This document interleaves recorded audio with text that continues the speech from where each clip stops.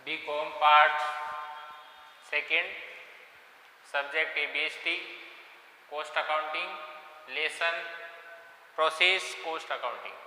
पिछली क्लास में पढ़ने प्रोसेस कॉस्ट अकाउंटिंग से रिलेटेड जो कॉन्सेप्ट है उसको पढ़ने पढ़ा था, और प्रोसेस किस तरह से प्रोसेस होकर किसी वस्तु का निर्माण होता है, प्रोडक्शन होता है, किस तरह से एक उपयोग योग्य वस्तु किस किस तरह से प्रोसेस से होकर गुजरकर एक वो तैयार होती है, इसके बारे में अपने पिछली क्लास में पढ़ा था। और लास्ट में अपन ने ये भी देखा था कि प्रोसेस जो अकाउंट होता है उसमें क्या क्या चीज़ें DR में लिखी जाती है और कौन कौन सी चीज़ें CR में लिखी जाती है। DR में जो उस वस्तु को बनाने में जो मटेरियल जो खर्चा आता है उसे अपन DR में लिखते हैं, और फिर CR में एक वस्तु को बनाने में कितनी या पर यूनिट बनाने में कितना खर्चा आया, कितनी कॉस्ट आई, वो कैलकुलेट करते हैं। तो किस तरह से देखिए अपने पर यूनिट कॉस्ट कैलकुलेट करेंगे। तो आज अपन प्रोसेस कॉस्ट अकाउंटिंग का पहला क्वेश्चन स्टार्ट कर रहे हैं। मैं आपके सामने एक बार इस क्वेश्चन को पढ़ देता हूँ, उसके बाद में अपन आंसर स्टार्ट करेंगे। एक वस्तु का निर्माण 3 प्रक्रियाओं से पारित होता है। वर्ष 2019 के अगस्त माह में 500 इकाइयों का उत्पादन किया गया था। 500 यूनिट इसमें दी हुई है, प्रोडक्शन की गई है। लागत लेखा पुस्तकें निम्न सूचनाएं प्रदर्शित करती है।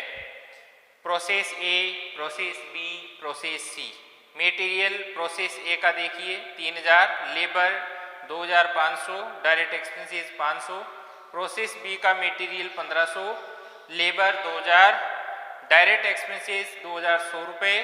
प्रोसेस C का मटेरियल 1000, लेबर 2500 रुपये, डायरेक्ट एक्सपेंसेस 900 रुपये। इस अवधि से संबंधित अप्रत्यक्ष व्यय मतलब इनडायरेक्ट एक्सपेंसेस 1400 रुपये थे। प्रक्रिया B का गौण उत्पाद क्या होता है देखिए, जैसे अपन लकड़ी से कोई वस्तु बनाते हैं, जैसे मान लीजिए लकड़ी से अपन टेबल बना रहे हैं, कुर्सी बना रहे हैं, या और कोई वस्तु बना रहे हैं, लकड़ी से बना रहे हैं, तो बुरादा अपने आप बन जाता है, तो उसको अपन बोलते हैं बाई प्रोडक्ट। कोई भी प्रोडक्ट बनाते हैं उसके साथ में ऑटोमेटिक बाई प्रोडक्ट बन जाता है। मतलब जब लकड़ी से कोई वस्तु बनाई जाती है तो बुरादा स्वतः ही बन जाता है, और उस बुरादे को कुछ लोग परचेज भी मार्केट से कर लेते हैं, या उसको ये कह सकते हैं अपन उस बुरादे को बेचा जा सकता है, ठीक है, क्योंकि उस बुरादे से खाना बना सकते हैं या और भी किसी यूज में ले सकते हैं। तो बुरादा जो है उसकी सेल प्राइस तो है, लेकिन हो सकता है पर केजी कम हो, लेकिन है तो सही। मतलब कुल मिलाकर कोई भी प्रोडक्ट बनाते हैं तो प्रोडक्ट बनाने के साथ साथ में बाई प्रोडक्ट ऑटोमेटिक बन जाता है। जैसे लकड़ी का कोई भी आइटम बनाने पर, लकड़ी की कोई भी वस्तु बनाने पर बुरादा स्वतः ही बन जाता है, और उस बुरादे को बेचा जा सकता है, और बेचने से जो भी पैसा आएगा उसे बाय नॉर्मल लॉस कहेंगे, ठीक है। फर्स्ट प्रोसेस में नहीं है, प्रोसेस B में है और प्रोसेस C में है बाय नॉर्मल लॉस। और बाय नॉर्मल लॉस वह लॉस होता है जिसे आप रोक नहीं सकते, क्योंकि कोई भी व्यक्ति चाहे कितना भी एक्सपर्ट हो, लकड़ी की कोई वस्तु बनाएगा तो बुरादा तो निकलेगा ही निकलेगा। ये हो सकता है थोड़ा कम निकले, ज़्यादा निकले, लेकिन बुरादा तो निकलेगा, ठीक है। तो नॉर्मल लॉस को अपन नहीं रोक सकते, और उसको अपन कितने में बेच सकते हैं वो चीज़ अपन को यहाँ दी हुई है। तो प्रक्रिया B का गौण उत्पाद 150 रुपये में, ये देखिए 150 रुपये ये आगे हैं बाय नॉर्मल लॉस। फिर लिखा हुआ है C का अवशेष, C में जो बुरादा निकला है जैसे फॉर एग्जाम्पल उसको बेचा गया है 250 रुपये में। प्रत्येक प्रक्रिया खाता बनाकर निर्मित वस्तु की प्रति इकाई उत्पादन लागत ज्ञात कीजिए। प्रत्येक प्रक्रिया का खाता बनाकर निर्मित वस्तु की प्रति इकाई लागत ज्ञात कीजिए। तो लास्ट में जो कंप्लीट हो जाएगा तो उसमें जो पर यूनिट कॉस्ट आएगी वो अपन कैलकुलेट करना है। और एक विशेष बात ये और है कि इस अवधि से संबंधित अप्रत्यक्ष व्यय 1400 रुपये थे, तो 1400 रुपये को किस अनुपात में बांटें, ये एक समस्या है कि प्रोसेस ए में कितना ले 1400 रुपये में से, 1400 रुपये में से, प्रोसेस ए में कितना लें, प्रोसेस बी में कितना लें और प्रोसेस सी में कितना लें। ठीक है, तो जब आपको स्पेशल रूप से किसी भी अनुपात में बांटने के लिए बोल दे तो ठीक है। इस क्वेश्चन में अप्रत्यक्ष व्यय यानी इनडायरेक्ट एक्सपेंसेस को किस अनुपात में बांटना है उसके बारे में नहीं लिखा हुआ है। तो ध्यान रहिए, ये लेबर के अनुपात में यानी श्रम के अनुपात में आपको बांटना है। इनडायरेक्ट एक्सपेंसेस को जब क्वेश्चन में सूचना का अभाव हो तो इनडायरेक्ट एक्सपेंसेस को लेबर के अनुपात में बांट देंगे। अब चलिए अपन क्वेश्चन अब स्टार्ट करते हैं, किस तरह से सोल्व होगा। प्रोसेस ए DRCR लिख देंगे, particulars unit amount, particulars unit amount. ठीक है, यदि कोई भी सवाल, जैसे मान लीजिए मैं क्वेश्चन नंबर 1 करा रहा हूँ, इसी तरह से एग्जाम्पल नंबर फर्स्ट भी होगा, उदाहरण नंबर 1 भी होगा, उसमें प्रारूप थोड़ा आपको अलग मिलेगा।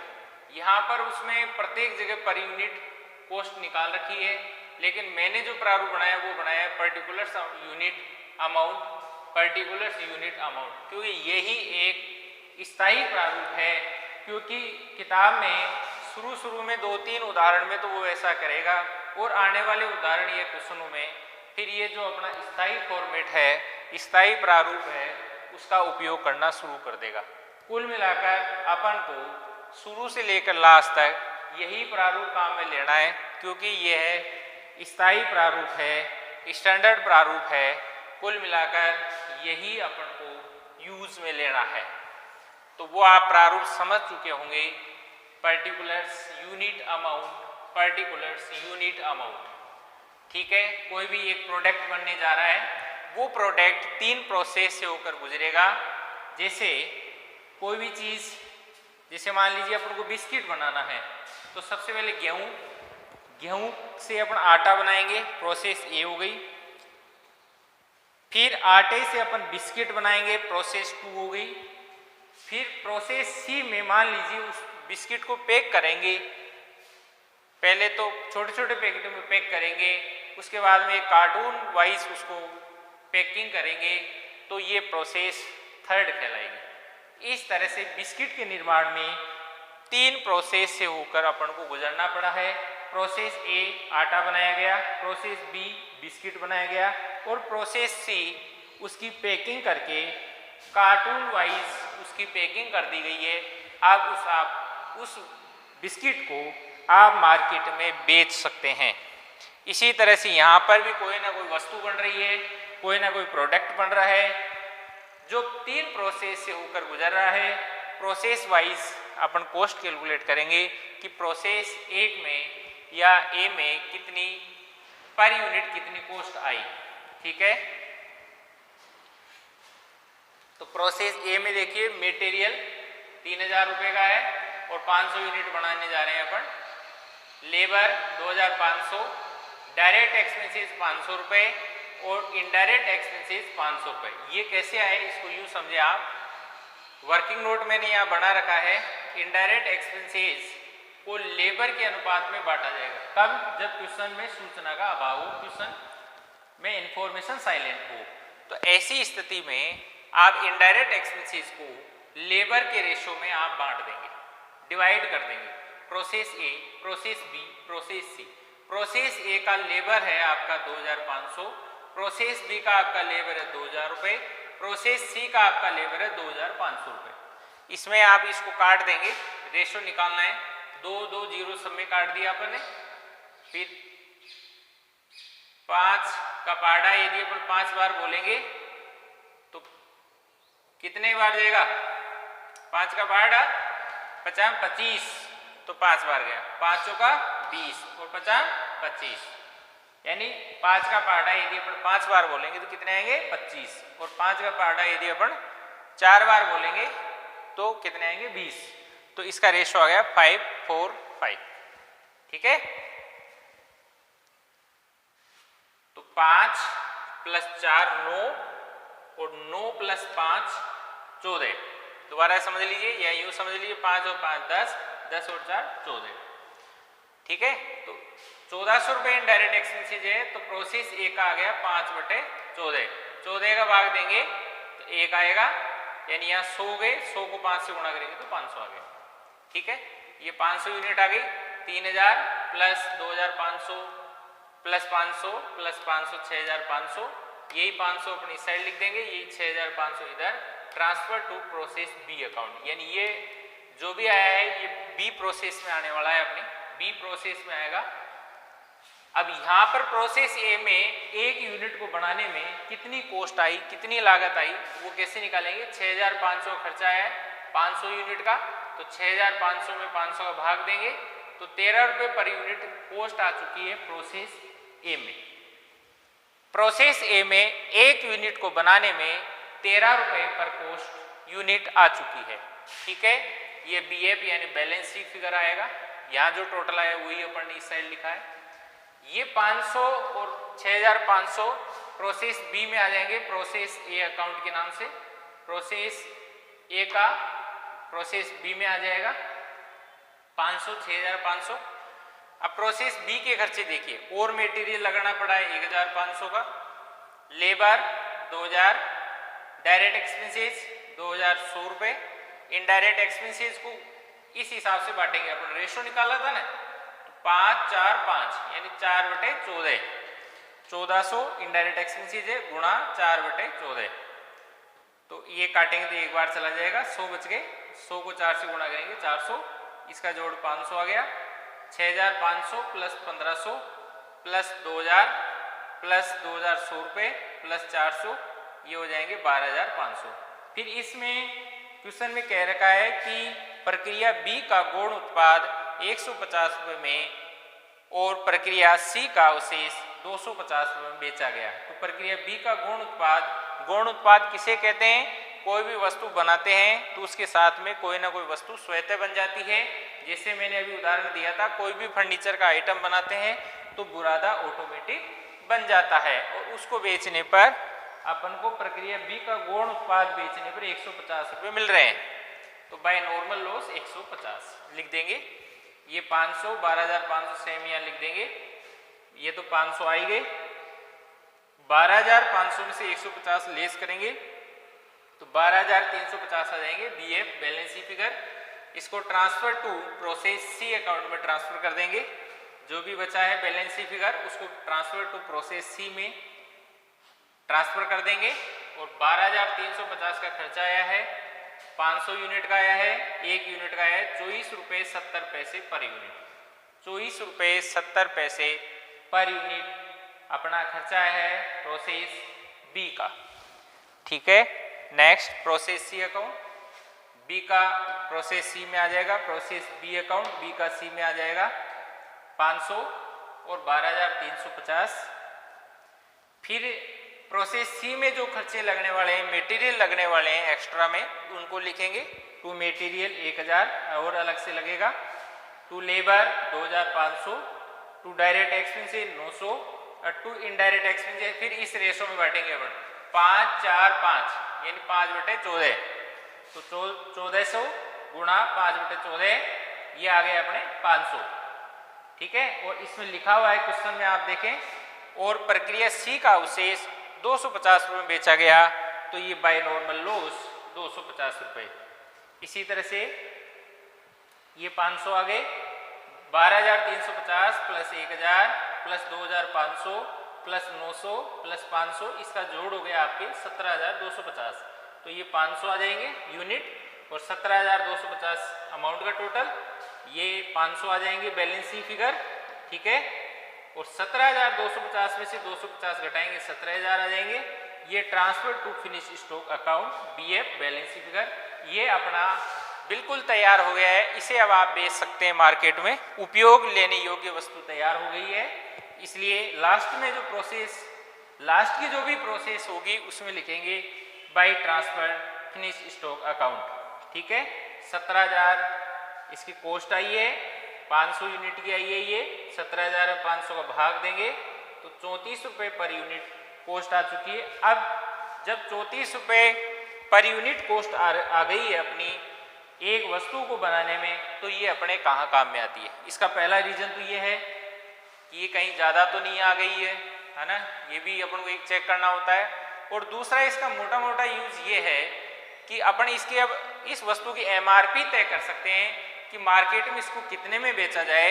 34 रुपये यदि उसकी कॉस्ट आ गई है तो ये तो निश्चित है कि 34 रुपये से ज़्यादा में ही अपन इसको बेचेंगे। अब कंपनी ये तय करेगी कि अपन कितना % प्रॉफिट इसमें लेकर बेचें मार्केट में। MRP तय करते समय ये भी देखा जाता है कि मार्केट में जिस तरह की अपन वस्तु मार्केट में बेचना चाह रहे हैं उस प्रकार की वस्तु दूसरी कंपनी की किस रेट में बिक रही है।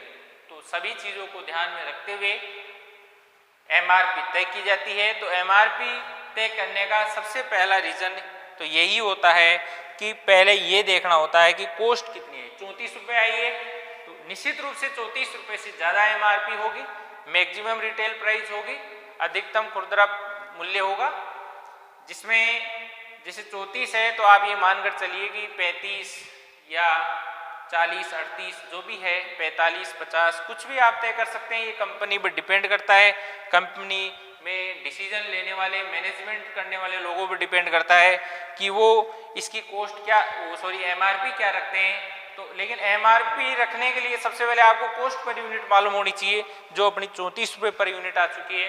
तो कुल मिलाकर एक तरह से प्रोसेस कॉस्ट अकाउंटिंग एक तरह से कॉस्ट पर कंट्रोल करने के लिए की जाती है अकाउंटिंग, और दूसरा MRP तय करने में इसका एक महत्वपूर्ण योगदान रहता है।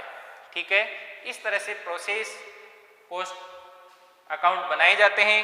अलग अलग प्रोसेस की अलग अलग कॉस्ट निकाली जाती है, जिससे ये पता लग जाए कि कहीं ना कहीं ज़्यादा कॉस्ट अचानक आ रही हो तो कहीं लापरवाही नहीं हो रही हो, कहीं सामग्री यानी मटेरियल का दुरुपयोग नहीं हो रहा हो। ये सभी चीज़ें मैनेजमेंट के लोगों द्वारा निगरानी की जाती है और MRP तय करने में कॉस्ट पर यूनिट का महत्वपूर्ण योगदान होता है। इस तरह से बहुत ही आसान है प्रोसेस कॉस्ट अकाउंट बनाना, लेकिन इसके लिए थोड़ी सी आपको प्रैक्टिस करनी पड़ेगी, थोड़ा सा आपको इनको एक दो बार रिवाइज करना पड़ेगा। उसके बाद में धीरे धीरे अपन आगे के क्वेश्चन करेंगे, तो क्वेश्चनों के माध्यम से आपको ये चैप्टर भी धीरे धीरे आपको सरल लगने लगेगा। लेकिन क्वेश्चन नंबर 2 में कुछ और नई चीज़ें आएगी, फिर क्वेश्चन नंबर 3 में कुछ और नई चीज़ें आएगी। तो क्वेश्चन नंबर 1 में जो भी चीज़ें अपन ने सीखी है या जो बातें अपन ने सीखी है, जो नियम अपन ने सीखे हैं, वो तो निश्चित रूप से अपन को कंप्लीट आ जानी चाहिए, अन्यथा क्वेश्चन नंबर 2, 3, 4, 5 यानी आने वाले नेक्स्ट क्वेश्चनों में आपको धीरे धीरे दिक्कत होने लग जाएगी। इसलिए पिछली क्लास और आज की क्लास में जो भी चीज़ें आपको बताई गई है उनका आप गहनता से अध्ययन करें। ठीक है, थैंक यू।